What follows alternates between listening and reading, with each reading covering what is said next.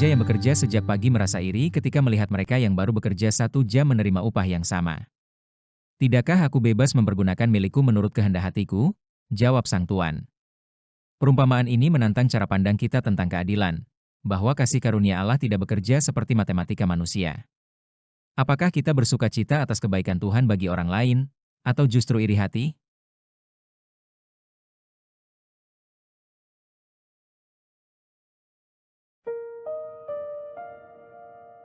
Adapun hal kerajaan sorga sama seperti seorang tuan rumah yang pagi-pagi benar keluar mencari pekerja-pekerja untuk kebun anggurnya. Setelah ia sepakat dengan pekerja-pekerja itu mengenai upah sedinar sehari, ia menyuruh mereka ke kebun anggurnya. Kira-kira pukul 9 pagi ia keluar pula dan dilihatnya ada lagi orang-orang lain menganggur di pasar. Katanya kepada mereka, "Pergi jugalah kamu ke kebun anggurku dan apa yang pantas akan kuberikan kepadamu." Dan mereka pun pergi. Kira-kira pukul 12 dan pukul 3 petang ia keluar pula dan melakukan sama seperti tadi.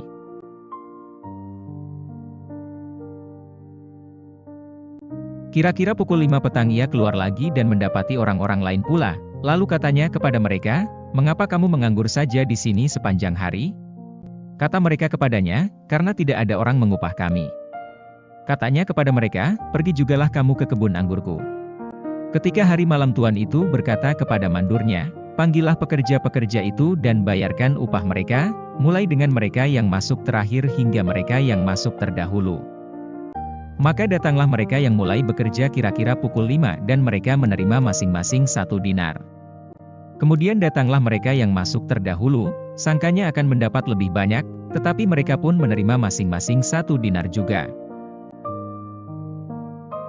Ketika mereka menerimanya, mereka bersungut-sungut kepada tuan itu. Katanya, "Mereka yang masuk terakhir ini hanya bekerja 1 jam dan engkau menyamakan mereka dengan kami yang sehari suntuk bekerja berat dan menanggung panas terik matahari."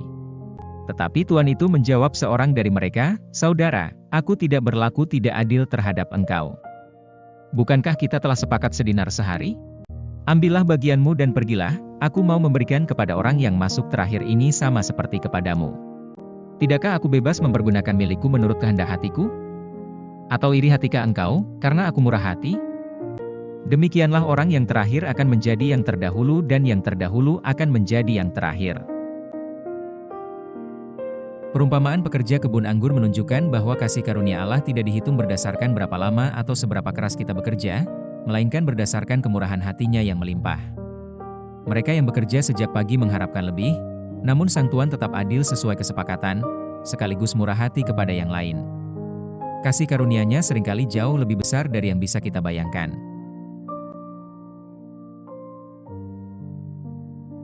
Kasih karunia Allah tidak dihitung berdasarkan usaha kita, tetapi dicurahkan berdasarkan kemurahan hatinya.